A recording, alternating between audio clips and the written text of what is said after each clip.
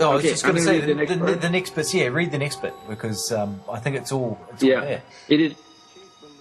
Yeah, and it's very. This is an amazing letter because look what he says.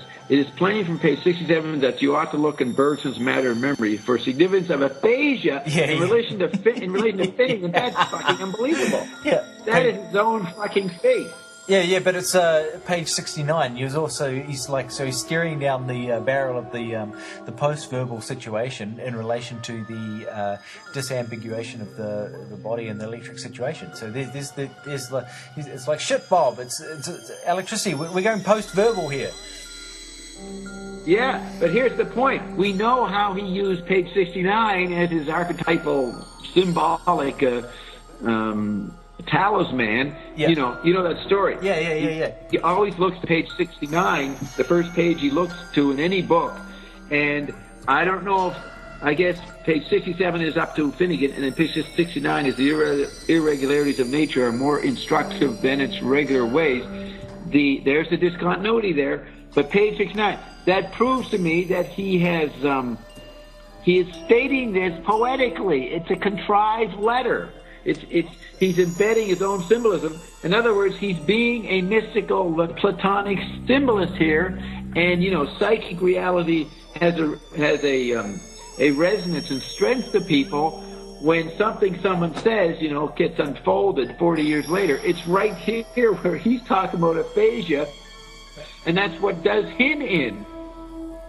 It's almost like this is where he goes through the vanishing point. And he moves in 50-51 to the impersonal McLuhan, the dead McLuhan, the transcendent McLuhan. The McLuhan is the human body as a probe, and that means he's gone past his human body. His body becomes an art form.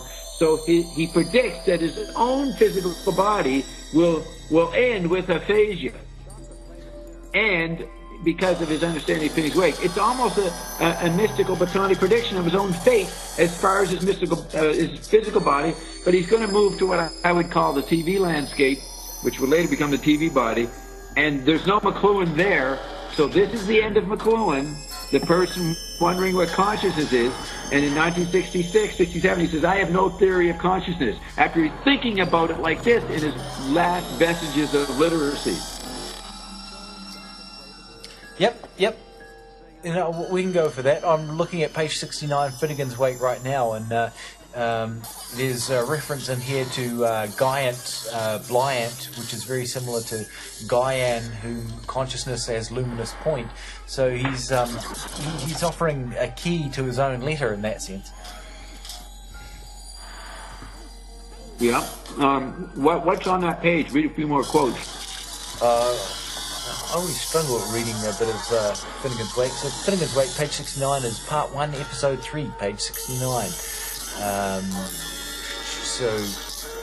Here we go.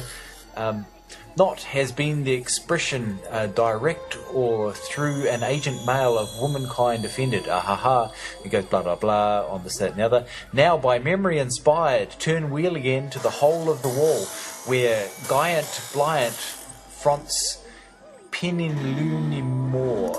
There was once upon a wall, and a hoog wall was, and such wall hole did exist. Oh, there's Andy Warhol. Interesting. Seems to be offering exegesis in his letter of this particular page. Yeah, what you just read does echo with the statement, the irregularities of nature are more instructive than its regular ways. Now listen to this. That's exactly the doctrine of Ion. That as you ascend, you will notice anomalies, the irregularities of nature more and more. And the more you recognize that it's not an issue that there are anomalies, whereas the scientific literate mind tries to put order to the anomalies, the order would be regular ways. This is quite an amazing statement. And so, particularly since McLuhan gets pegged as being a grammarian, as being on the side of the analogists. You're saying this is not analogous? Yeah, well, the analogist is that the similarities are more significant, as opposed to the anomalists. Right. And so here we see him flipping and playing off the other side, or at least finding services in the an anomalist position. That's right. I forgot. I was thinking about the anomalist position the other day, but I forgot it in this moment. But you're right. That's what I'm saying. Yeah, he's aware of the anomalous, and yet that's considered those are dialecticians who are concerned about the anomalies. They get all screwed up about the anomalous. So he's still aligning with the symbolists when he's pointing out that anomalies are no problem. The dialectician has a problem with anomalies. You see what I'm saying? Yep. They actually get uptight about them.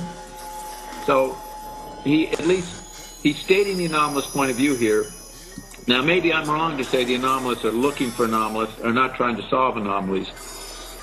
I may be wrong in saying the dialecticians are trying to solve the anomalies. You see what I'm saying? Mm-hmm. And if that's the case, then you're right. But the point is that he is putting page 69, his symbolic page number.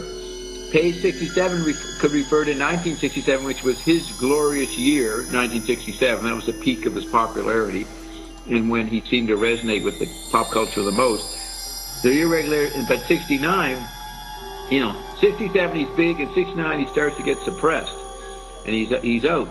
But then there's his use of 69. What do you call it? The VAT 69 was his joke. Yep. And then you have the aphasia. The irregularities of nature are more instructive than its regular ways. Very loaded. So then then you get to page 70.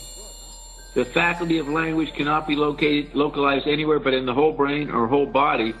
And then he realizes that more than the faculty of language is localized all around us, because the post-verbal, as you said, is the new language.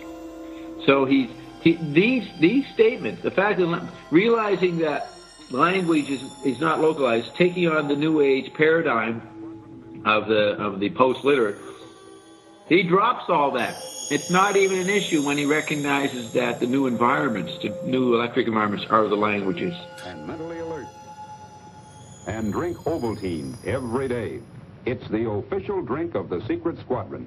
We Secret Squadron members know chocolate-flavored Ovaltine helps give us what we need for rocket power.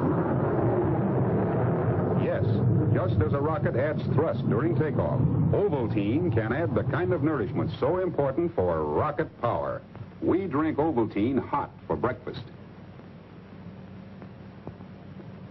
Good too.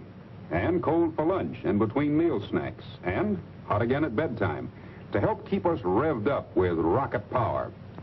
Believe me, Ovaltine's got what it takes to help you be a leader in your gang. So drink instant Ovaltine every day.